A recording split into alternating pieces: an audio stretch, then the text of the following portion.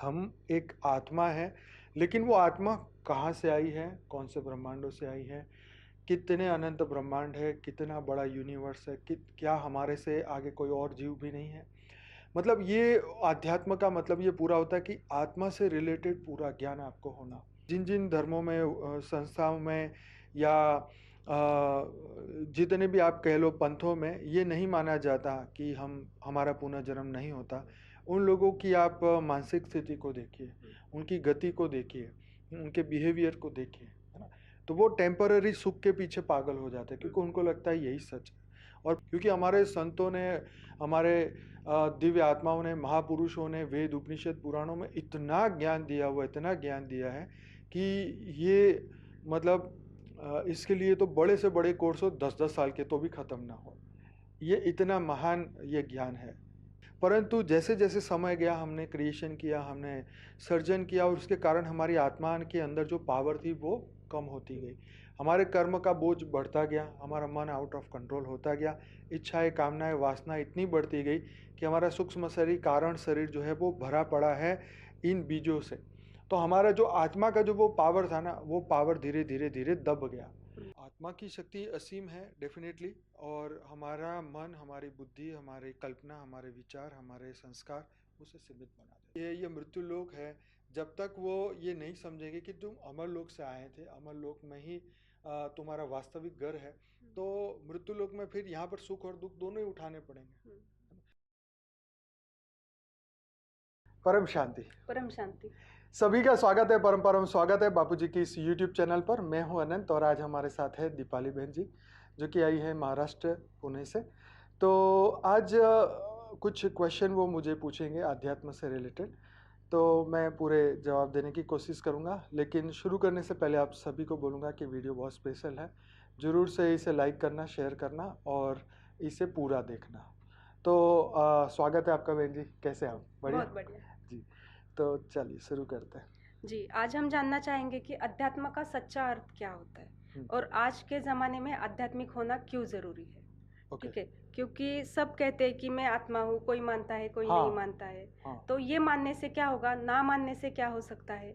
और अभी जो युद्ध का वातावरण चल रहा है, तो उसमें भी आध्यात्मिकता हमें कैसे हेल्प कर सकती है, उसमें हम कैसे शांत रह सकते हैं। तो इसके ऊपर पूरी चर्चा होने वाली है।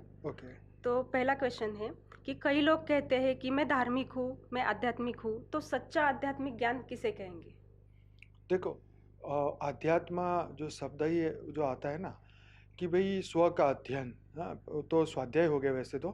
परंतु आध्यात्मिकता में सबसे पहले अपना अध्ययन, अब हम कौन हैं, कहाँ से आए हैं, क्यों आए हैं, क्यों हमारा जन्म हुआ, ये धरती लोक क्या है, क्या हमारे वेद शास्त्रों में इसके बारे में बात बताई है कि हम कौन है, कहाँ से आए हैं, क्यों पुनर्जन्म होता है, थियरी ऑफ कर्म क्या है।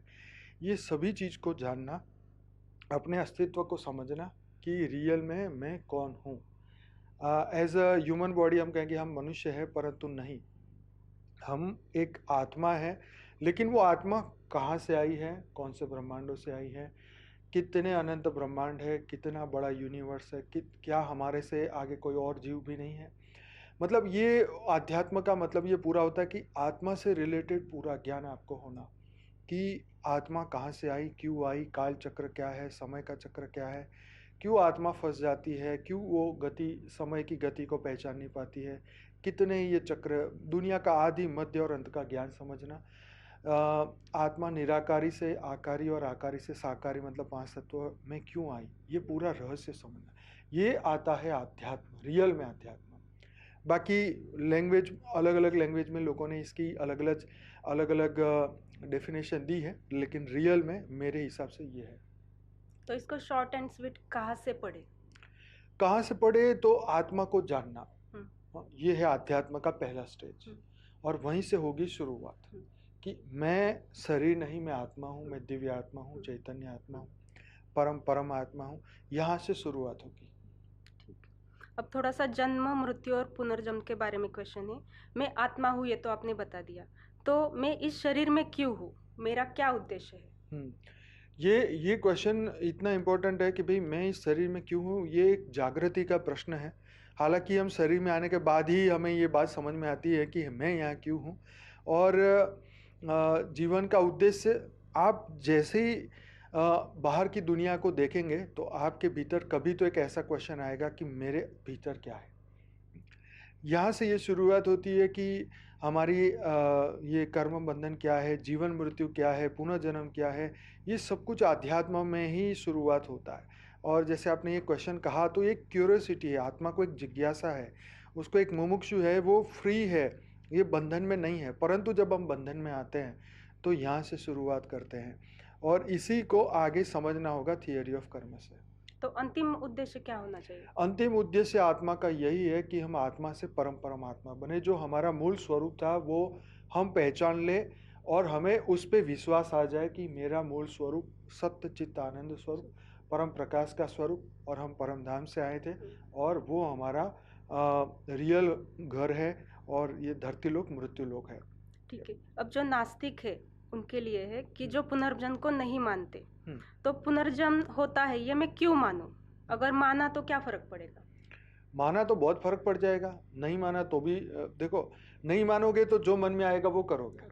लेकिन अगर आप मानोगे कि पुनर्जन्म होता है, कर्मों का फल मिलता है, अच्छा बुरा जो कुछ भी हो रहा है कर्म के फल के कारण हो रहा है, तो हम फिर एक अच्छे मनुष्य बनने का प्रयत्न करेंगे, एक अच्छे आत्मा बनने का, एक अच्छे व्यक्ति बनने का, जिससे हम अच्छे कर्म करेंगे विश्व के कल्याण के लिए, किसी को दुख नहीं देंगे, और जितनी भी लड़ाई झगड़े हो रहे हैं उसमें हम पार्ट नहीं बनेंगे। हम ये सोचेंगे कि हम यहाँ से, क्योंकि हम ये नहीं मानते, जिन जिन धर्मों में, संस्थाओं में, या जितने भी आप कह लो पंथों में, ये नहीं माना जाता कि हमारा पुनर्जन्म नहीं होता। उन लोगों की आप मानसिक स्थिति को देखिए, उनकी गति को देखिए, उनके बिहेवियर को देखिए, है ना। तो वो टेम्पररी सुख के पीछे पागल हो जाते हैं, क्योंकि उनको लगता है यही सच है। और पुनर्जन्म में हमें बताया जाता है कि भाई हमें सुख और दुख यहाँ पर भोगना पड़ेगा, नहीं तो अगले जन्म में भोगना पड़ेगा। इसलिए व्यक्ति जो है बुरे कर्म करने से रुक जाता है। तो ये फर्क पड़ता है। जो नास्तिक मानता नहीं है वो, उसकी गति बहुत खराब हो जाती है, क्योंकि उसका मन कभी भी उसके कंट्रोल में नहीं आएगा, और मन उसे नचाता रहेगा, और उसी के कारण उसकी अधोगति में जाने की संभावना बहुत ज्यादा हो जाएगी।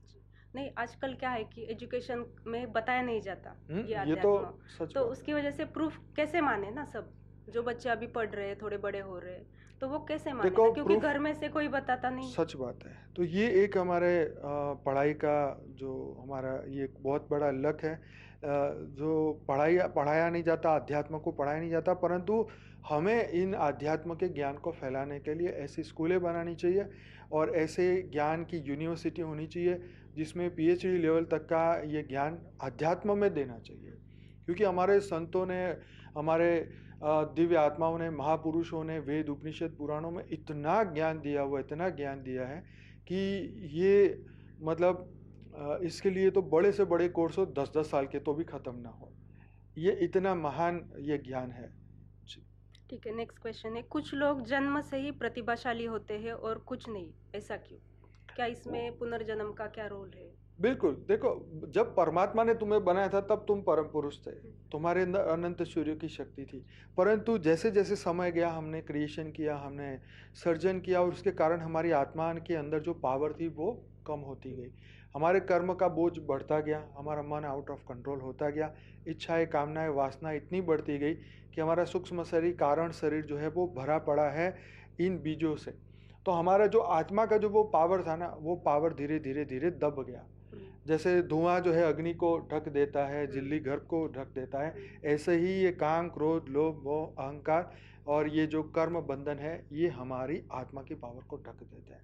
तो इसीलिए हमारी इतनी पावर होने के बावजूद भी हमारी सोचने और समझने की शक्ति कम हो जाती है, और इसीलिए हम अच्छी पढ़ाई नहीं कर पाते, हम अच्छा काम नहीं कर पाते, बस जैसे तैसे एक जानवर जैसी जिंदगी जीते हैं।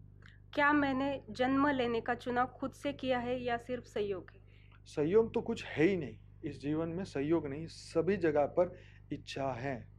पुनर्जन्म एक इच्छा है, आप समझिए। चाहे आपने जबरदस्ती फोर्सफुली लिया हो, चाहे आप एक नक्की करके आए हो कि भाई मुझे आज धरती पर जाके दिव्य कार्य करना है, कहीं ना कहीं एक इच्छा तो है, इच्छा से ही होता है। और आप मान लो कि कोई कहेगा जी नहीं हमने तो लेना ही नहीं, लेना ही नहीं, लेकिन कर्म बंधन इतने भारी होते हैं कि फिर उस आत्मा को उसके अधीन होके लेने पड़ता है। वो विवश हो जाती है, वो अपने कर्म भोग करने के लिए विवश होती है और उसको विवश किया भी जाता है। सूक्ष्म जगत में उसको डायरेक्शन दिया जाता है और इसलिए उसको जन्म भी लेना पड़ता है। कोई भी नहीं चाहता कि वो हैंडीकैप पैदा हो, कौन चाहेगा? बिल्कुल। लेकिन फिर भी होता है ना। वो फिर चूज करते हैं कि मेरा इतना पाप है तो मैं इसको खत्म करने के लिए इस तरीके से जाऊंगा, ज्यादा से ज्यादा मुझे ये भोगूंगा, मतलब दुख भोगूंगा और मैं इसको खत्म करूंगा। मुझ में और अन्य जीवों में क्या अंतर है? देखो, यहाँ पर समझना है कि हमारे अलग अलग 84 लाख योनियां हैं। अब तुम कहो मच्छर और मेरी आत्मा में क्या फर्क है, तो बहुत फर्क है। ठीक है, आप इसको इस कंटेक्स्ट से देखेंगे तो आपको समझ में आएगा कि कहाँ हम परम पुरुष थे और कहाँ ये जीव जो है अधोगति में जाके ये नेगेटिव वाइब्रेशन के शिकार बन गए, मतलब समझो। तो ये इन जीवों का और दिव्य आत्मा का कोई कंपैरिजन ही नहीं है। आप समझ रहे हैं? कहा तो 16 कला संपूर्ण, जहाँ हमारे भगवान कृष्ण को 16 कला कहा जाता है, ये तो जीरो भी नहीं, ये तो -100 कला वाले हैं, ये जीव जंतु और ये सब चीजें। तो इनका कोई कंपैरिजन ही नहीं है। जो कहते हैं ना कि सब जीव एक समान है, तो उनको ये सोचना चाहिए कि ऐसा हमारे शास्त्रों में कहा ही नहीं है। देवताओं को तीसरा लोक दिया गया, और जो पाताल लोक में रहने वाले थे उनको अलग स्थान दिया गया, मनुष्यों के लिए पृथ्वी बनाई गई। तो अगर सबका सभी समान थे तो पृथ्वी पर ही होते, क्यों अलग किए गए? कुछ तो कारण था, है ना।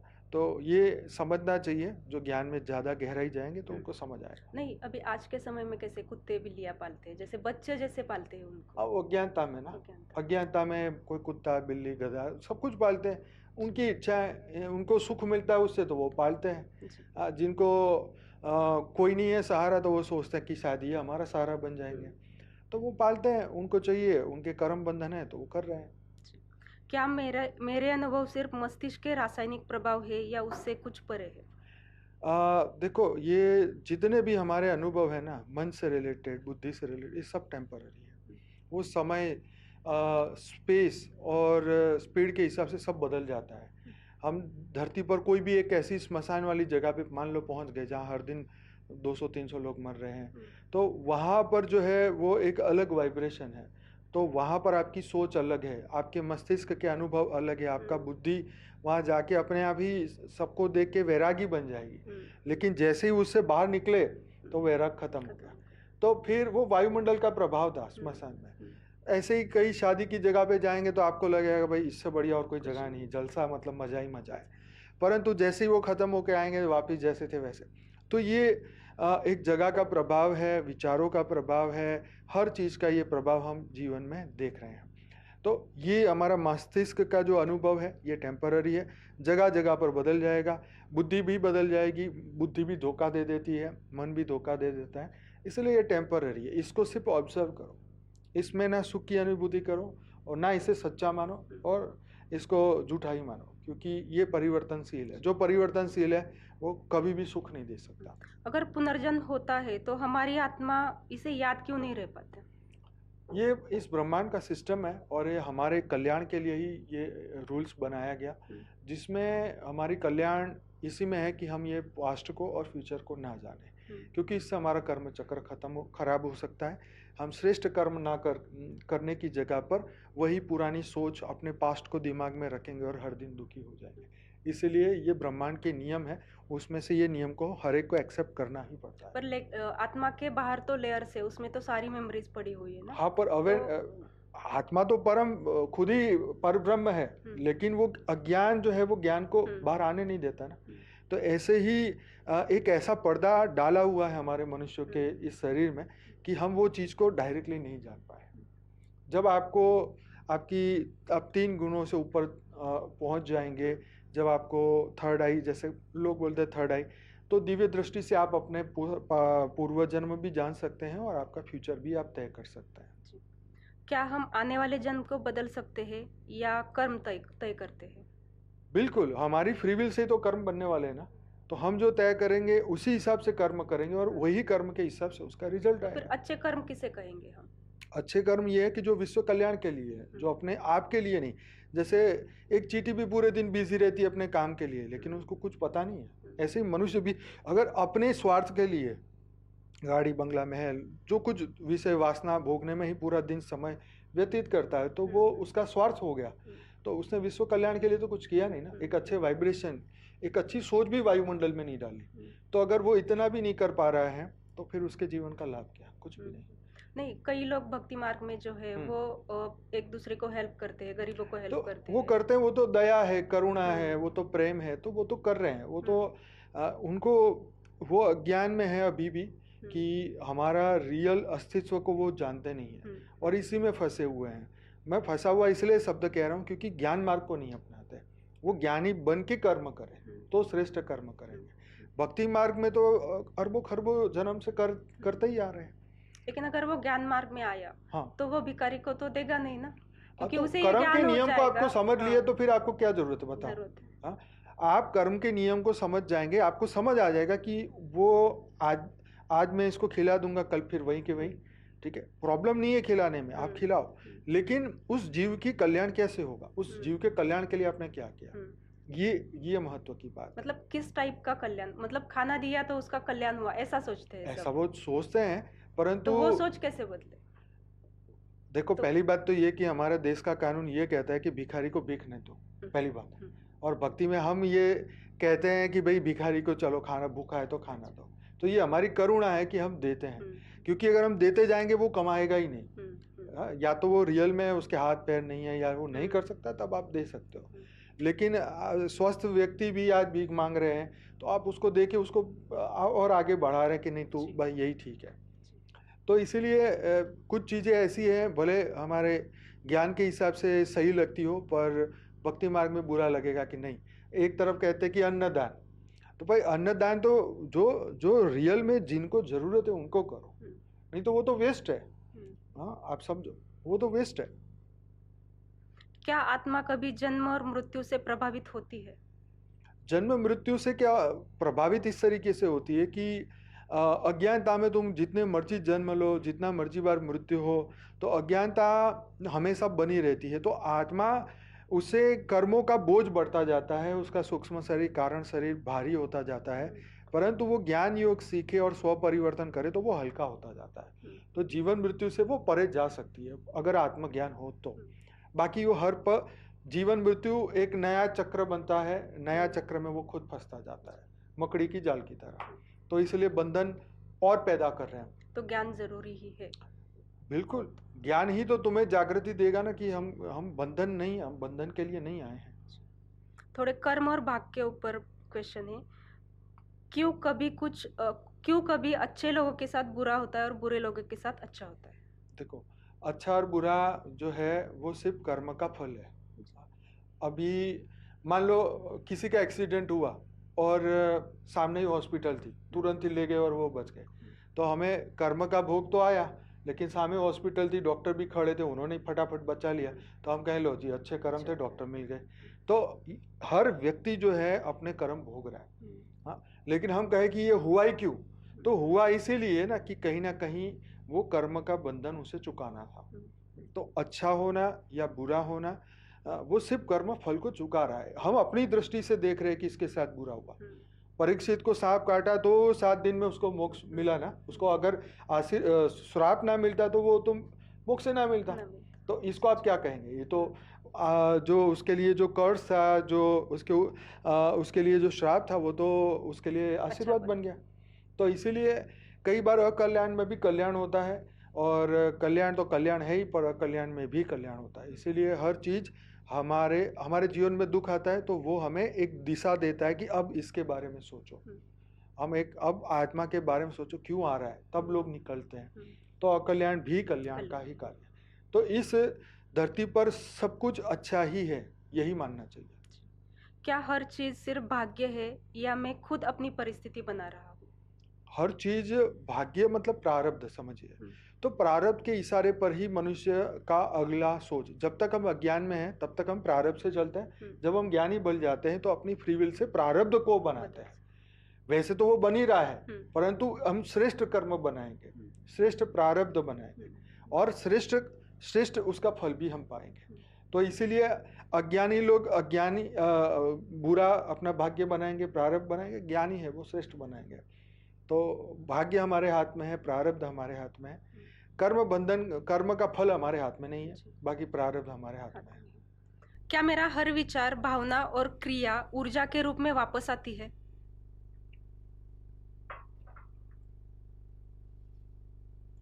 बिल्कुल, देखिए एक्शन का रिएक्शन होता ही है, जो भाव प्रकट करते हैं उस हिसाब से ऊर्जा निकलती है, और वो जो विचार है वही इसका रिजल्ट भी है। मतलब अगर मान लो हमने गुस्से में आके गुस्सा करते हैं हम, तो एक भाव प्रकट किया, हमने एक भावना प्रकट करी, तो वो एक नेगेटिव एनर्जी हमने क्रिएट करी है, तो उसका फल हमें तुरंत ही हमारे मन को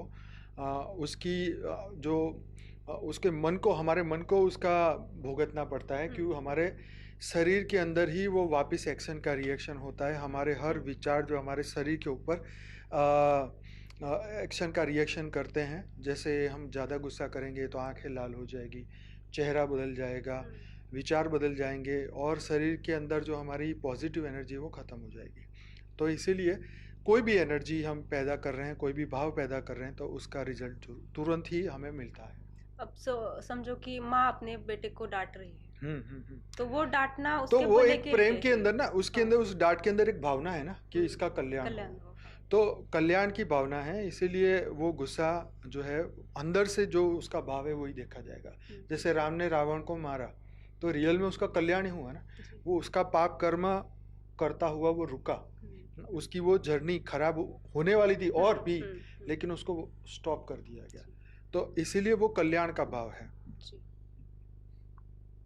क्या मेरे विचार मेरे भविष्य को बनाते हैं? यस, विचार ही तो कर्म बनते हैं, उसी से भविष्य बनता है, डेफिनेटली यस।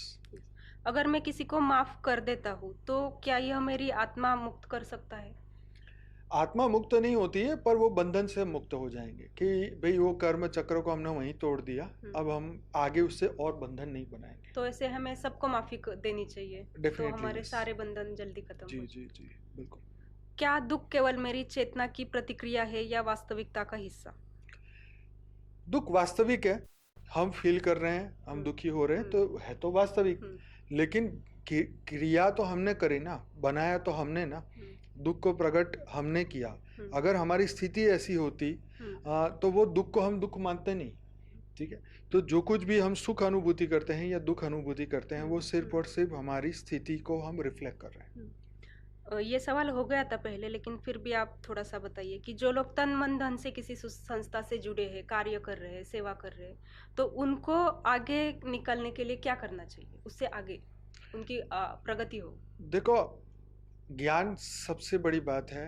आपने जीवन में, आप भक्ति मार्ग में भी दान करते हैं, अनेक संस्थाओं में अनेक लोग दान करते हैं, परंतु महत्वपूर्ण यह है कि हमने आत्मा को, जो आत्मा का रियल ज्ञान मिला या नहीं, जीवन मुक्त बनने का ज्ञान मिला या नहीं। तो हमें संस्था को नहीं देखना, हमें ज्ञान को देखना है। कोई बड़ी संस्था है, कोई छोटी संस्था है, संस्थाएं तो बहुत है, हाँ, जितने गुरु है इतनी संस्थाएं हैं। जिस गुरु ने जहाँ तक प्राप्ति की है वो उतना ज्ञान जरूर देंगे, और अगर हमारा लेवल वहाँ तक का है तो हम उन्हीं के पास रहेंगे। तो अपनी लेवल बढ़ाइए, अपनी चेतना बढ़ाइए, अपने अंदर के, अपने आत्मा के मूल स्वरूप को पहचानिए। तो ये है बात। ठीक है, आगे के क्वेश्चन है मन, विचार और चेतना के ऊपर। क्या मैं अपने विचारों का मालिक हूँ या विचार मुझे चला रहे? विचार का मालिक तो मैं हूँ, लेकिन जो कर्म फल जो हमारे सामने आ रहा है वो हमारे अंदर भाव पैदा कर रहा है, इसलिए हम नौकर बन जाते हैं उसके, हम अपने मन के नौकर बन जाते हैं, क्योंकि हम फ्री विल को इस्तेमाल नहीं करते। इसलिए हमें वही जो फल है वही हमें फिर से वो भोगने को मजबूर करती है। मान लीजिए कि हमने एक बढ़िया कर्म किया, उससे एक बढ़िया रिजल्ट आया, उस बढ़िया रिजल्ट को उपभोग करने से हमने फिर इच्छा हुई कि नहीं और बढ़िया कर्म करेंगे तो फिर ऐसा बढ़िया सा फल मिलेगा। तो वही कर्म चक्र वही बनाते जाएंगे, और हम अच्छा करेंगे फिर अच्छा भोगेंगे, फिर अच्छा करेंगे फिर, लेकिन ये बंधन बनाता जाएगा, मुक्त नहीं करेगा। तो फिर इसमें फ्री विल कैसे यूज करें? फ्री विल ये है कि उसको ये समझ जाना चाहिए कि इससे मुक्ति होगी कि बंधन होगा। जब आपको ये बात समझ में आएगी कि नहीं ये तो बंधन करता है, तो फिर आप उसको छोड़ नहीं, लेकिन वो बंधन करता है ये भी समझना चाहिए ना, उससे तो खुशी मिलती है। हाँ, नहीं खुशी मिलती है, पर ये खुशी भी टेम्पररी है ना, ये टेम्पररी चीज की खुशी से आप आप जो कहते हैं ना अनंत काल की खुशी नहीं मिल नहीं सकती। मिल सकती। ये ज्ञान से आपका विवेक जागृत होगा और जी। विवेक आपको जवाब देगा। जी। क्या मन और आत्मा एक ही है? मन और आत्मा नहीं, आत्मा ही पावर हाउस है और आत्मा मन को पावर देके चलाता है। जैसे मन से कोई अमन बन जाए तो आत्मा का तो अस्तित्व रहेगा, पर मन उस वक्त के लिए खत्म हो जाएगा, पर आत्मा तो रहेगा। पर आत्मा ही नहीं रहेगी तो मन ही नहीं रहेगा। तो इसलिए आत्मा सर्वोपरि है, सर्वसत्ता है, सबसे उच्च है। मन तो एक उसका एक फंक्शन है। मन बुद्धि संस्कार से आत्मा अपने कार्य करवाती है। तो मन एक छोटा सा हिस्सा है, चेतना का हिस्सा है। जब मैं ध्यान करता हूँ तो भीतर की शांति क्यों महसूस होती है? वह कौन अनुभव करा रहा है? आत्मा खुद ही अनुभव करती है। और जब हमारा माइंड एक जगह पे एकत्रित हो जाता है, आत्मा मन की सभी शक्तियाँ एकत्रित हो जाती है, तो वाकई में हम एक संकल्प पर जब शांति का संकल्प लेते हैं तो हमें शांति की अनुभूति होती है, क्योंकि आत्मा के अंदर मूल में ही वो शांति स्वरूप है। आत्मा ही शांति स्वरूप है। परंतु मन जब शांत होता है तो हमें लगता है कि अभी हमारी आत्मा को शांति मिली, लेकिन रियल में आत्मा तो शांत स्वरूप है ही। जी। क्या मेरी पहचान सिर्फ मेरे मन का खेल है? धरती लोक पर हमने अपनी एक पहचान बनाई है कि हमारे पास ये डिग्री है, हमारे पास ये है, पैसा है, हम ये घर के मालिक है, ये ज़मीन के मालिक है, ये है, ये है। तो ये टेम्पररी पहचान बनाई है हमने, जगह, विषय वस्तु और स्पेस को जोड़ के। परंतु जब हम इससे एक अलग डायमेंशन में चले जाते हैं तो हमारी आइडेंटिटी बदल जाती है। तो आत्मा वही रहती है, जगह के हिसाब से उसकी परिस्थिति बदल जाती है, उसकी सोच बदल जाती है और उसका विचार भी बदल जाता है। तो टेम्पररी हमने ये आइडेंटिटी पकड़ के रखी है, मतलब जो कि समय के साथ बदल जाएगी, स्पेस और टाइम के हिसाब से बदल सब जाएगी। बदल जाता हम है। ऊपर के लोक में चले जाएंगे तो यहाँ की कोई बात हमें याद रहती याद नहीं। नहीं रहेगी। हम स्वर्ग से भी ऊपर चले जाएंगे तो ये तीन लोग को कोई देखने वाला ही नहीं। जी। तो अज्ञान से हम फिर वापस आते हैं या इच्छा से फिर वापस आते हैं, तो हम अपनी आइडेंटिटी एक मनुष्य के रूप में बना लेते हैं। जी। रियल में हमारी आइडेंटिटी तो कुछ और है। अब इसमें एक क्वेश्चन नहीं था, लेकिन अभी दिमाग में आया कि लोग अक्सर कहते हैं कि मरने के बाद आत्मा शरीर से निकल जाती है, लेकिन आत्मा अकेली नहीं निकलती। तो आत्मा और सूक्ष्म शरीर, इसमें थोड़ा सा आप भेद बता दीजिए, क्योंकि लोग हमेशा जो सूक्ष्म शरीर निकलता है उसे ही सिर्फ आत्मा बताते हैं। बिल्कुल, उसको देखिए समझ नहीं पाते। आत्मा के ऊपर जो है, आत्मा के ऊपर जो आवरण बने हुए हैं, सूक्ष्म शरीर के, कारण शरीर के, महाकारण शरीर के, एक लेयर्स है। तो ये आत्मा जो है ना, आत्मा एक छोटी सी बाल का भी 100वां भाग ऐसे बताते हैं साइंस में ये लोग। ऐसा मानते हैं, अध्यात्म भी यही कहता है कि बाल का 100वां हिस्सा है। लेकिन उसके ऊपर हमारे मन के आवरण बने हुए हैं जो उसको सूक्ष्म शरीर का एक रूप दे देते हैं। उस मन के विचार के हिसाब से हम वो रूप धारण करते हैं, देवी देवता जो हम चाहें वो करते हैं। जैसे आप शास्त्र में देखेंगे कि ब्रह्म ने यक्ष का रूप लिया, ब्रह्म ने एक स्वरूप धारण किया। तो ब्रह्म तो निराकार है, लेकिन उन्होंने एक संकल्प किया तो उन्होंने रूप बदला।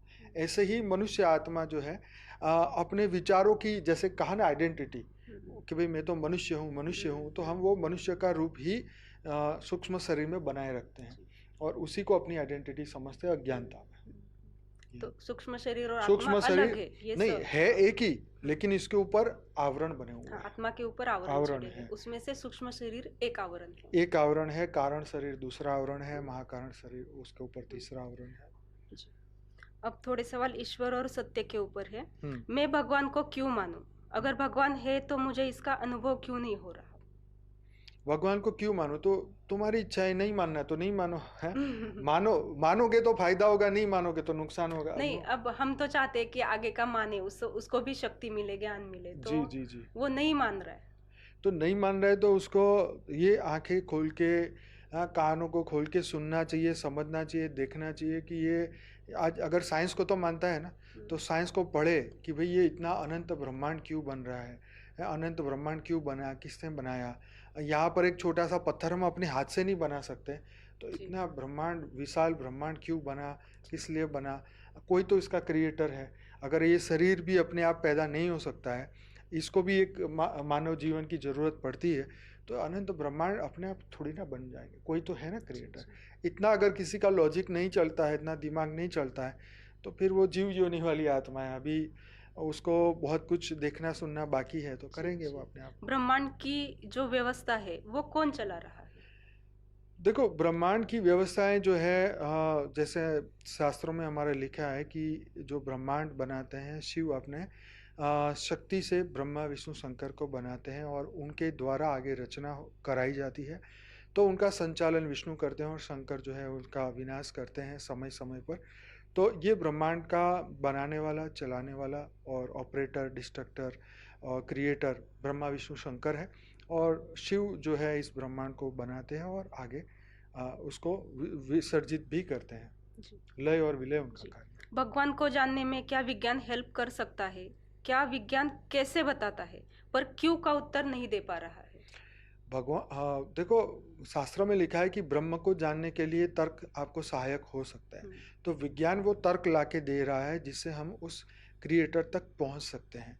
कितना अनंत ब्रह्मांड अपने आप कैसे बना होगा। तो ये एक ऐसा सोच है।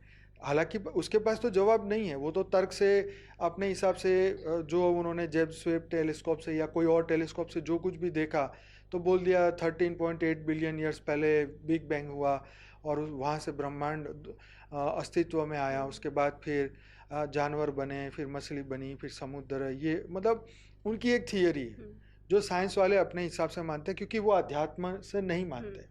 तो आध्यात्म की अपनी थियरी है, साइंस की अपनी थियरी है और नास्तिकों की अपनी थियरी है।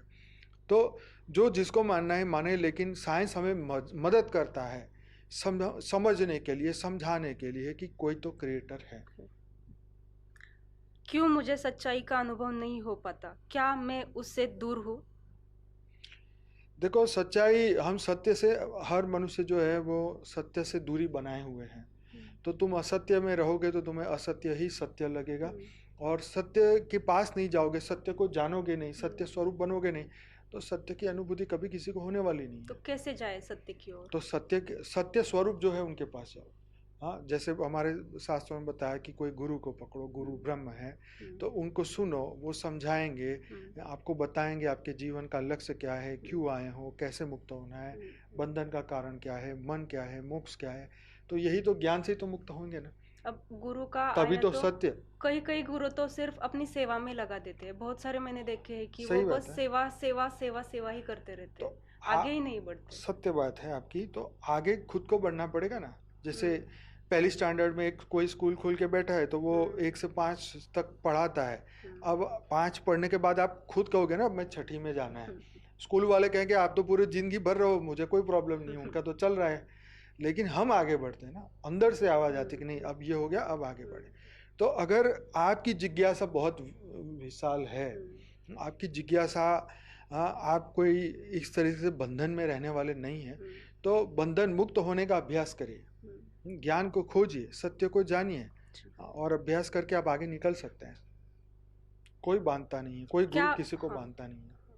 क्या ब्रह्मांड सिर्फ भौतिक नियमों से चलता है या इसमें भी चेतना है? ब्रह्मांड तो वास्तव में चेतना तो है, एक पावर से बना हुआ है। तो एक, जैसे कहा ना, बापूजी बताते हैं कि हमारा जो ब्रह्मांड है, शिव ने जब संकल्प किया तो शिव के अंदर जो शक्ति थी, उन्होंने उस शक्ति से, वास्तविक एक शक्ति से इस ब्रह्मांड को बनाया। तो ये वास्तविकता में बना, फिजिकल दुनिया इसीलिए तो है, लेकिन वो शक्ति भी है जो शिव के द्वारा निकाली गई। तो ये वास्तविक है। और क्या था क्वेश्चन इसमें?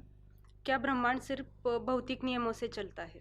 भौतिक तो बाद में आए, भौतिक है ना, जो फिजिकल नियम बाद में बनाए गए। पहले उन्होंने सूक्ष्म ऊर्जा से बनाया, फिर जब वो स्थूल चीजें बनी तो उसको चलाने के लिए फिर पृथ्वी के नियम बनाए गए, ब्रह्मांड के नियम बनाए गए, ताकि वो ब्रह्मांड अच्छी तरह चल सके। क्या ईश्वर बाहर है या हर जीव में है? देखो, ऐसा है, जो ओटे सो अर्जुन, जो अपने आप को जान पाए, हम परमात्मा हर जगह है, हमारे भीतर भी है, बाहर भी है, हर जगह है। परंतु अगर हम भीतर स्वीकार करेंगे तो बाहर भी स्वीकार करेंगे, अगर बाहर स्वीकार करेंगे तो भीतर भी स्वीकार करेंगे। इसमें ही आत्मा का कल्याण है। तो इसीलिए परमात्मा की उपस्थिति हर जगह है, ये हर एक को मानना चाहिए। ठीक है, हम देख पाए या ना देख पाए ये एक अलग विषय है, परंतु मानने से जो है हम अपने आप को उस लेवल पे पहुंचने के एक टारगेट बनाएंगे कि हमें आत्मा से परमात्मा बनना है। हमें वो ब्रह्म स्वरूप बनना है, शिव स्वरूप बनना है, शिवत्व प्राप्त करना है, अमृतत्व प्राप्त करना है। अगर हम उसको देखेंगे नहीं, मानेंगे नहीं, अंदर नहीं मानेंगे, तो हम अपने वास्तविक पर ब्रह्म स्वरूप को कैसे जानेंगे? क्या सच्चाई को खोजने का प्रयास ही जीवन का लक्ष्य होना चाहिए? बिल्कुल, जीवन का लक्ष्य यह है कि सत्य स्वरूप बनना, सत्य को जानना, और सत्य समान बनने से ही हम अपना जीवन में आगे। लेकिन अगर मैं ये सब कुछ जान भी लूं, तो क्या यह इससे मेरी आत्मा को मुक्ति मिल सकती है? बिल्कुल, मानना, जानना, पहचानना और उसके समान बनना ही तो मुक्ति का आधार है। बिल्कुल जानना चाहिए। अब थोड़े से आत्मज्ञान, ब्रह्म ज्ञान और बेहद ज्ञान की तरफ ले जाने वाले कुछ क्वेश्चन। अब मैंने माना कि मैं आत्मा हूँ, तो क्या मेरी आत्मा और सभी जीवों की आत्मा का एक ही स्रोत है, या फिर सभी की आत्मा अलग है? उनमें कैसे अंतर करें? फिर से बताएं।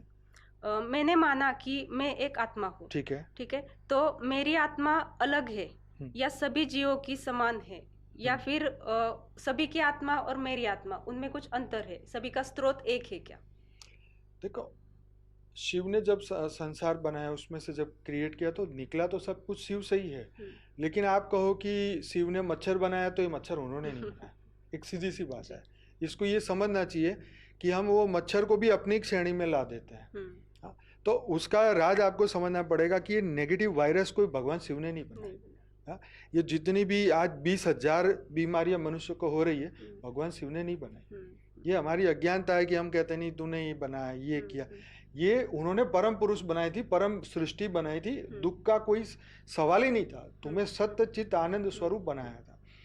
परंतु जैसे जैसे आत्माओं के वाइब्रेशन खराब होते गए, क्रिएशन बढ़ता गया, इच्छा वासनाएं बढ़ती गई, तो वायुमंडल खराब होता गया, और उस वायुमंडल के अंदर अंदर नेगेटिव वाइब्रेशन फैलने से ये रोग और ये शोक और ये वाइब्रेशनों के कारण इतनी सारी बीमारियां बढ़ी। नहीं तो कुछ नहीं था। कहाँ थी बीमारी, बताइए? नहीं, ये तो जीवों का हो गया, लेकिन एक मनुष्य और दूसरा मनुष्य, वो देखो, मनुष्य आत्मा, शिव ने तो परमात्मा ही रची थी, मनुष्य भी उन्होंने नहीं बनाए थे, उन्होंने तो परम पुरुष ही बनाए थे। लेकिन धीरे धीरे मनुष्य रूप धारण किया सबने। तो आत्मा की पावर बराबर, वो देखा जाए तो ब्रह्मांड के शिव के हिसाब से सब शिव समान है, तो किसी में कम नहीं, अगर मनुष्य रूप से कंपेयर करें तो। लेकिन अगर आप जीव से कंपेयर करेंगे तो फिर वो जीव एक अलग योनि में चले गए। इसलिए मनुष्य योनि में आके तो सब समान ही है, कर्म भोग कर रहे हैं। लेकिन राम भी भगवान थे, ये एक सबसे बड़ा एग्जाम्पल है कि स्वयं ब्रह्म एक मनुष्य रूप में मानव और राम और कृष्ण बन के आ रहे हैं। तो इसीलिए वो मनुष्य के समान बन के आए, लोगों ने उनको मनुष्य ही जाना। तो यही बड़ी बात है कि शिव भी जीव बनते हैं, जीव भी शिव बनते हैं, इसलिए समान भाव समान। लेकिन वो अपने अवेयरनेस को, अपने अस्तित्व को जान पाए, और दूसरे लोग नहीं जान पाते हैं। यहाँ पे थोड़ा बेहद का ज्ञान भी लाते हैं, क्योंकि जो अनंत कोटि ब्रह्मांडों से आई है, समझो एक एक्स ब्रह्मांड से आई, एक वाई ब्रह्मांड से आई है, तो उन दोनों में भी अंतर हो सकता है ना? डेफिनेटली। देखिए, अलग अलग ब्रह्मांडों से आत्माएं आई हैं, तो उसके अंदर ऊर्जा अलग अलग है। कोई महाशिव की रचना है, कोई शिव की रचना है, कोई परम महाशिव की रचना है। तो अलग अलग कलाओं में उनका सर्जन हुआ, तो आत्मा के अंदर उतनी पावर है, और उस पावर के आधार पर वो धरती पर आके अपना कार्य करती है। क्या आत्मा की शक्ति असीम है और मैं उसे सीमित अनुभव कर रहा हूँ? आत्मा की शक्ति असीम है डेफिनेटली, और हमारा मन, हमारी बुद्धि, हमारी कल्पना, हमारे विचार, हमारे संस्कार उसे सीमित बना देते हैं। ब्रह्म क्या है? साकार है, निराकार है? ब्रह्म को जानना क्यों जरूरी है? ब्रह्म को जानेंगे तो ही तो आप क्रिएटर को जान पाएंगे। तो ब्रह्म हमेशा निराकार होता है। ब्रह्म चाहे तो वो साकार में आ सकता है, जैसे शास्त्रों में एग्जाम्पल आया कि इंद्र की परीक्षा लेने के लिए वो एक उनके रूप के समान यक्ष रूप में वो आए। तो ब्रह्म जो चाहे वो कर सकता है, बन सकता है, निराकारी से आकारी और आकारी से साकारी भी बन सकता है। परंतु आप उसको एक रूप में देखेंगे तो आप जैसे कई संस्थाएं ये मानती हैं कि शिव निराकारी तो कभी साकारी बन ही नहीं सकता। तो आप सोचिए, भगवान स्वयं खुद कछुए का अवतार ले रहे हैं, मत्स्य अवतार ले रहे हैं। हाँ, तो आप देखिए कि भगवान 84 लाख योनि के जीव को भी अपना रूप मतलब ले रहे हैं, तो भगवान मानव क्यों नहीं बन सकते हैं? तो ये अज्ञान है कि सिर्फ वो निराकार रूप में रहते, ये अज्ञान है। जब चाहे वो आकारी बन सकते हैं, जब चाहे वो साकारी बन सकते हैं, परंतु उनको उनका ज्ञान होता है, इसलिए वो बंधन से मुक्त है। ऐसे ही अगर मनुष्य को अपना ज्ञान हो जाए तो बंधन से मुक्त हो सकता है। क्या मैं ब्रह्म का हिस्सा हूँ? Definitely yes. तो क्या ब्रह्म से अलग कोई वास्तविकता है?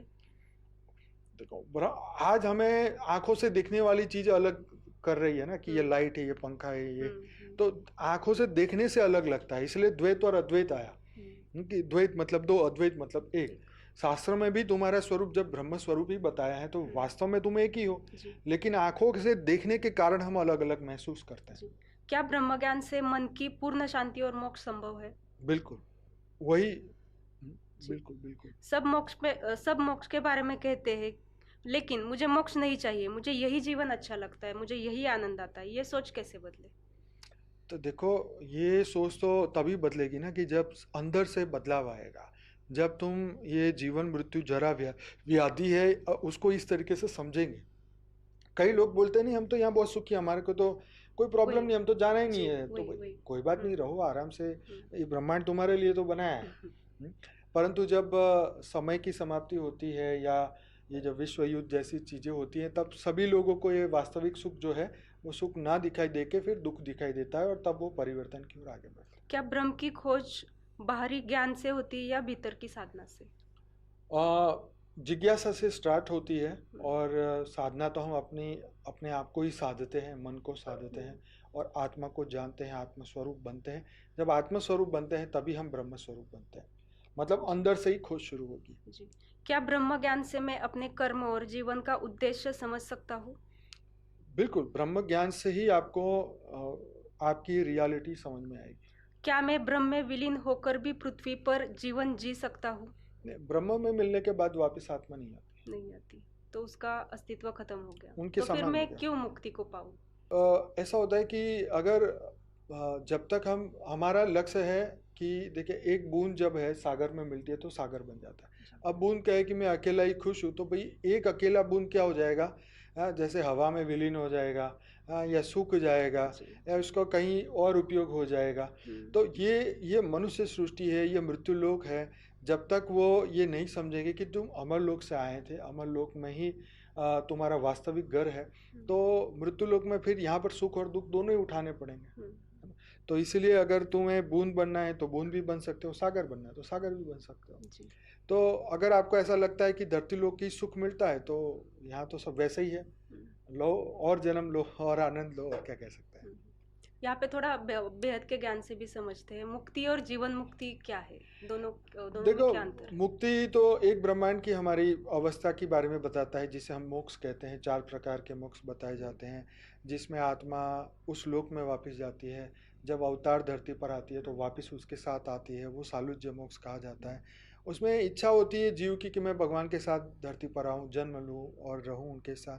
तो अलग अलग टाइप के मोक्ष है, तो कोई अपने लोक में जाके शांति से बैठती है। परंतु जो जीवन मुक्ति की बात है, ये अनंत ब्रह्मांडों से भी परे जाने की बात है, जहाँ पर आत्मा सदा काल के लिए परम प्रकाश में, परम लाइट में रहती है, और ये कभी भी मृत्यु लोक में नहीं आती। जीवन मुक्ति का मकसद ये है कि हम ये ऐसे मृत्यु लोक में दोबारा ना आए और ना फंसे, हमें अपने अस्तित्व का सदा ज्ञान रहे, और हमारे जो आत्मा के रचयिता है हम उनके साथ रहे। जीवन तो मुक्ति मतलब खुद का अस्तित्व खत्म कर देना, और जीवन मुक्ति मतलब हमारा अस्तित्व है, हमारा सच्चा अस्तित्व, हमारे सच्चे क्रिएटर तक पहुंचना और उनके साथ रहना। ये सबको पता चलना चाहिए। ये जीवन तो हमारा लक्ष्य मोक्ष नहीं होना चाहिए, हमारा लक्ष्य जीवन मोक्ष होना चाहिए, जीवन मुक्ति। यस, क्योंकि हर ब्रह्मांड में ये चलता रहता है, क्रिएशन, लय और विलय की प्रोसेस चलती रहती है। तो हमें इस लय और विलय की प्रोसेस से निकल के ऊपर जाना है। अब थोड़े से रियल टाइम के क्वेश्चन है, जिसमें हम ब्रह्म ज्ञान का अभी जो वायुमंडल चल रहा है वर्ल्ड वॉर का, उसमें ब्रह्म ज्ञान से कैसे हेल्प होगा, इसके ऊपर हम कुछ क्वेश्चन पूछेंगे। अगर हर सैनिक को ब्रह्म ज्ञान होता तो क्या युद्ध शुरू होता? ये एक बहुत बड़ी बात है कि सैनिक को अगर ब्रह्म ज्ञान होता है तो सैनिक रहेगा नहीं ना, वो तो ब्रह्म में चला जाएगा वापिस। तो ब्रह्म को जानने के बाद, ब्रह्म स्वरूप बनने के बाद लड़ेगा कौन? लड़ाई तो ये 5 तत्व की है ना लड़ाई, जी जी लेकिन ब्रह्म तो 5 तत्व का नहीं है। जी तो सैनिक को ब्रह्म ज्ञान होगा तो वो तो लड़ेगा नहीं, वो तो ब्रह्म स्वरूप में चला जाएगा, जी तो ये युद्ध नहीं होगा। नहीं होगा। क्या आत्मज्ञान से डर, घृणा और हिंसा को नियंत्रित किया जा सकता एक है? मिनट, हाँ, उस क्वेश्चन में हमें ये जोड़ना चाहिए कि अगर सभी ब्रह्म ज्ञानी बन जाए सभी, तो हाँ। फिर युद्ध होगा? नहीं होगा ना। नहीं होगा। ये पर्पस है ज्ञान मार्ग का, हम्म, कि सभी ब्रह्म समान बने तो फिर ना अमेरिका लड़ेगा, ना चाइना लड़ेगा, ना रशिया, ना जी यूक्रेन, ना जी भारत, ना पाकिस्तान। हम्म, ये कितना अच्छा हो अगर सब ब्रह्म ज्ञानी ब्रह्म हो। ज्ञानी बने। हाँ, हाँ, ट्रम्प बन गया ब्रह्म ज्ञानी, हाँ, तो कितना मजा आ जाए। वो सही में जो नोबेल पीस ढूंढ रहा है ना, हम देने को तैयार है। जी बस तू ब्रह्म ज्ञानी बन जा, हाँ, जी। आ जा इधर ब्रह्म ज्ञानी बन जा। क्या ब्रह्म ज्ञान से भय, लालच को नियंत्रित किया जा सकता है? क्या विश्व संघर्ष टाला जा सकता है? ये अभी बताया। वो वही है कि देखो ये सभी संघर्ष जो है वो इसीलिए होते हैं कि हम अपनी वास्तविकता को भूल जाते हैं, राइट। और जब हम अपनी वास्तविकता को जान जाते हैं तो फिर तू और मैं का भेद खत्म हो गया। जाता है। हाँ, तू भी दुनिया का मालिक है, हम भी दुनिया के मालिक है, फिर लड़ाई किस बात की? जी हम फिजिकल दुनिया में बांट रहे हैं, इसीलिए तो प्रॉब्लम है। जी जी। अगर सैनिकों ने अपने अंदर भ्रम का अनुभव कर लिया तो क्या वे प्रतिद्वंदी में भी ईश्वर को देख पाते हैं? वही मैंने कहा कि जब ब्रह्म स्वरूप बन जाएंगे तो लड़ाई नहीं होगी, युद्ध नहीं होगा, नहीं होगी। कोई किसी को क्यों गोली मारेगा। जी। हाँ, जब हम नहीं। अलग समझेंगे, दुश्मन समझेंगे, तभी तो गोली मारेंगे ना। लेकिन रियल टाइम में तो अलग समझ रहे हैं ना अभी। हाँ, तो वो एक उसको अलग बात है, पर ब्रह्मज्ञानी जो है वो इस तरीके की कोई युद्ध में वो शामिल नहीं तो होगा। अभी ब्रह्मज्ञानी कोई बना नहीं है इसका मतलब। ब्रह्मज्ञानी है पर वो बेचारे ब्रह्म की आराधना करते हैं। हम्म, हाँ, वो वैसे भी ब्रह्मज्ञानी युद्ध करने थोड़ी जाएगा, वो तो जी कर्म बंधन से जी न्यारा और प्यारा है, उसको क्या जरूरत है वो ऐसा करे। जी। क्या युद्ध केवल बाहरी संघर्ष है या मन के अंदर का अज्ञान या अहंकार है? तो ये युद्ध तो हमारे मन में भी हो रहा है, युद्ध एक शारीरिक लेवल पर भी हो रहा है, दो देश के बीच में युद्ध हो रहा है, हमारे मन के बीच में हो रहा है। हम्म, तो हमें ये देखना चाहिए कि युद्ध जो हमारे मन के लेवल पे हो रहा है ना, ये सबसे ज़्यादा खतरनाक है। हम्म, क्योंकि ये मन के लेवल पे जो युद्ध हो रहा है ना, ये हमें और डूबाता है। इसलिए मन मोक्ष का कारण और मन बंधन का कारण। अगर हम मन के साथ ही हार गए हैं तो फिर हम दुनिया से जीत नहीं सकते। नहीं। इसलिए कहते हैं ना, मन से हारा हुआ हार जाता है, मन से जीता हुआ जीत जाता है। क्या ब्रह्म ज्ञान रखने वाला राष्ट्र हिंसा से बच सकता है? बिल्कुल, उसके वाइब्रेशन पूरे राष्ट्र के ब्रह्म स्वरूप होंगे तो वहाँ कोई कोई नेगेटिव आत्मा आएगी नहीं, लड़ाई झगड़े होंगे नहीं, डेफिनेटली। जी इसलिए भारत बचा हुआ है, भारत देवताओं की भूमि है, भारत जी श्रेष्ठ जी भूमि है, जी। कारण ही है। यही है। क्या आत्मज्ञान युद्ध के डर और आतंक को कम कर सकता है? आत्मज्ञान युद्ध के डर डर को को क्या बिल्कुल आत्मज्ञान युद्ध के डर और आतंक को खत्म कर सकता है? समझो कहीं पे युद्ध का वातावरण चल रहा है और अगर किसी बिल्कुल। को आत्मज्ञान है तो उससे कैसे वो बच सकता देखो है? उसको ये रहे, उसको देखो, हम अपने अस्तित्व को बचाने के लिए ही तो डर रहे ना कि ये जी मेरा जी। शरीर खत्म शरीर हो गया कैसे तो। बचेगा? लेकिन मेरा आत्मा का अस्तित्व हमेशा रहेगा, सदा रहेगा, शरीर हो या ना हो। हम्म हाँ, तो हमारा डर खत्म हो गया ना। हम्म तो वास्तविकता जानने से डर खत्म हो जाता है। हम्म, क्या होगा अगर ये शरीर नहीं होगा? तो हमारा सूक्ष्म शरीर है, कारण शरीर है, आत्मा का वही स्वरूप तो है ही। तो मेरे इस शरीर को तुम खत्म कर सकते हो, आत्मा को थोड़ी कर नहीं सकते हो। कर सकते। तो आत्मा के जैसे आत्मा अभय बना है ना, हम्म, ऐसे हमें उस अभय को समझना है जी कि हम वास्तव में अभय हैं, हम ये सभी चीजों से मुक्त हैं। जी जी। क्या युद्ध की घटनाएं ब्रह्म ज्ञान के अभाव का परिणाम है? बिल्कुल, ये अज्ञानता ही तो लड़ाता है ना, अज्ञान ही तो विनाश का कारण है, अज्ञान कारण ही दुख का कारण है। क्या आत्मज्ञान से देशों के बीच शांति या सहयोग बढ़ाया जा सकता है? बिल्कुल, आत्मज्ञान से ही तो सब शांति हो सकती है। क्योंकि देखो, लड़ाई झगड़े का कारण क्या है? तमोगुण। जी तमोगुण, ठीक है। सतो रजो और तमो, 3 गुण है। तो जब धरती पर सत्य का युग था तो सब सतो प्रधान थे। अभी कलयुग है तो तमो प्रधान है। तो तमो प्रधान, तमोगुण खींच लिया जाए तो वापिस ये सत्य का युग हो सकता है। सत्य के युग में लड़ाई नहीं होती है।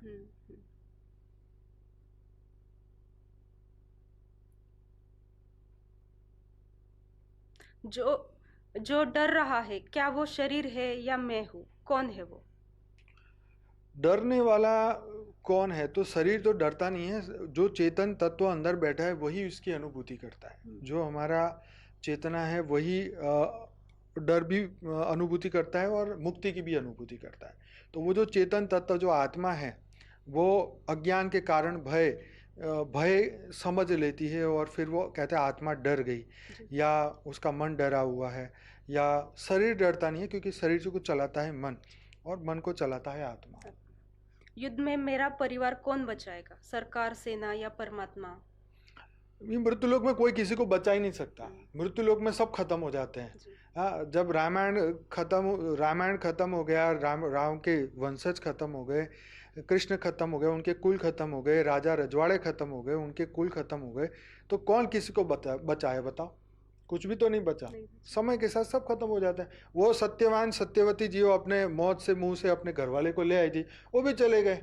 वो बड़े खुश हो रहे थे कि अरे बचा लिया बचा लिया। कहाँ है वो? युग बदल गया, समय बदल गया, सब कुछ बदल जाता है। कोई ये बचना बचाने वाली कंसेप्ट ही गलत है। ठीक है, तो फिर ये सबको बहुत अच्छे से समझना चाहिए कि ये शरीर को सब कुछ नहीं मानना है। शरीर सब कुछ मानेगा तो दुखी होएगा। दुखी हो, एक ही मार्ग है, दुखी हो। अगर मेरा परिवार बिखर जाए तो मेरा कौन रहेगा? परिवार वैसे भी तुम्हारा कोई नहीं। अनंत जन्म हो गए, अनंत माँ बाप, अनंत बच्चा बच्ची, सब कुछ अनंत बार हो गया, तो तुम्हारा है कौन बताओ? पिछले जन्म का कुछ याद नहीं है तो फिर इसको ही तुम सब कुछ मान रहे हो। यही तो अज्ञानता का कारण है, यही तो रोना है, यही तो दुख है। क्या मेरा परिवार भी आत्मा है या सिर्फ रिश्ते? रिश्ते तो शरीर के रिश्ते हैं ना, आत्मा के तो कोई रिश्ते ही नहीं है। युद्ध क्यों होता है? क्या यह सिर्फ राजनीति है या कर्मों का परिणाम? क्या ये सब अपने पिछले जन्मों का ऐसा कुछ किया है जिससे ये आज की परिस्थिति बनी? युद्ध तो इसलिए ही होता है कि जब अज्ञान काल में होते हैं तो ये जो भाव हो जाते हैं, काम, क्रोध, लोभ, मोह, अहंकार, वैर, द्वेष, वासना, ये तमो प्रधानता पैदा करते हैं, और तमो प्रधान के अंदर हमारा सत्व गुण खत्म हो जाता है, और फिर ये युद्ध होता ही है। चाहे आप त्रेता में देखो, द्वापर में देखो, कलयुग में देखो, कई हजारों लड़ाइयाँ हुई है। कारण यही है कि जो सत्व गुण खत्म हो गया, रजो और तमो के अंदर लड़ाइयाँ होती है, इसलिए सभी युगों में लड़ाइयाँ हुई है। अगर मैं ब्रह्म को जान लूं तो क्या युद्ध में भी शांति का अनुभव कर सकता हूँ? बिल्कुल, आप परम शांति का अनुभव कभी भी कर सकते हो, हर समय कर सकते हो जी। ब्रह्म को जानने से क्या शरीर की सुरक्षा बढ़ती है या आत्मा की स्थिरता? आत्मा की स्थिरता ही बढ़ेगी ना। शरीर से तो ब्रह्म का कोई लेना देना नहीं ना, आत्मा और ब्रह्म का लेना देना है। आत्मा से शरीर चलता है, ब्रह्म से शरीर नहीं चलता है जी। क्या युद्ध रुक जाएगा अगर मनुष्य ब्रह्म ज्ञान प्राप्त कर ले? बिल्कुल, युद्ध क्या, पूरा ब्रह्मांड परिवर्तित हो सकता है, पूरा सब कुछ अज्ञान खत्म हो सकता है। इसको थोड़ा सा विस्तार से बताएं। फिर से बताइए क्वेश्चन को। क्या युद्ध रुक जाएगा अगर मनुष्य ब्रह्म ज्ञान प्राप्त कर ले? बिल्कुल सत्य है, क्योंकि जो तमो प्रधानता मनुष्य में आई है, जो लड़ाई का मूल कारण है, वही नष्ट हो गया, तो फिर लड़ाई झगड़ा किस बात का होगा? नहीं, पर लेकिन ब्रह्म ज्ञान तो एक दिन सीखने वाली चीज नहीं है ना, उसके लिए तो उसको बहुत अभ्यास करना पर अगर इसको सत्य माना जाए, इसके ऊपर काम किया जाए, तो रुक सकता है ना ये। ऐसा तो असंभव ही तो नहीं है। आप पहले दिन में जब स्कूल में जाते हो तो आपको बताया जाता है कि लड़ाई झगड़े नहीं करना है, इधर पढ़ाई के लिए आप आए हो, तो पहले दिन में आप उस संस्कार को एक्सेप्ट करते हो। फिर धीरे धीरे धीरे घर में आप स्कूल में लड़ाई नहीं करते, भले घर जाके कर लो, तो ये संस्कार धीरे धीरे पक्का होता जाएगा कि ब्रह्म जो है वो लड़ाई नहीं करता है। ब्रह्म जो है वो सुख का सागर है, जो सत्य जब ब्रह्म स्वरूप तुम धीरे धीरे बनोगे तो लड़ाई अपने अंदर से ही खत्म हो जाएगी। ये द्वंद्व अंदर हो रहा है, ये लड़ाई झगड़े अंदर हो रहा है, ईगो की लड़ाई है। किसी ने कुछ कह दिया, अच्छा हम तुम्हारा देश उड़ा देंगे, बस ये लड़ाइयाँ हैं।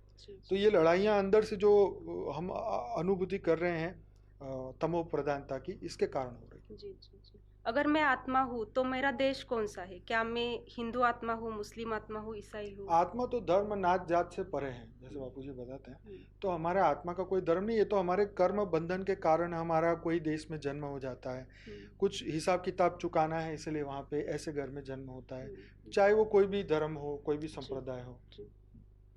क्या युद्ध बाहर से रुकता है या अंदर से? ये तो बता दिया। युद्ध तो देखो बाहर एक्सटर्नल फोर्स है, और युद्ध अंदर से रोकना तो इंटरनल फोर्स है। ज्ञानी बन जाओ तो मन का युद्ध खत्म हो जाएगा। जी जी। क्या भीतर की शांति से बाहर की हिंसा को मैं बदल सकता हूँ? क्या इसमें वाइब्रेशन का क्या रोल है? अगर मैं शांति, परम शांति के वाइब्रेशंस फैलाऊं, तो उससे कैसे असर पड़ेगा? देखिए जैसे हम अशांति, गुस्सा, क्रोध के जहाँ जाएं वहाँ गुस्सा करेंगे तो वायुमंडल में हम गुस्सा छोड़ के जा रहे हैं। हम परम शांति में रहे और परम शांति के वाइब्रेशन चारों ओर फैलाए तो वायुमंडल में वही वाइब्रेशन जाएंगे। जहाँ जो वाइब्रेशन पड़े हैं वहाँ वाइब्रेशन में जो भी आत्मा आएगी उसको उसी की अनुभूति होगी। तो ये परम सत्य है कि वाइब्रेशन वहाँ की रियलिटी को बदलते हैं, वो क्रिएशन को बदलते हैं, वहाँ पर होने वाली चीज़ों को बदलते हैं।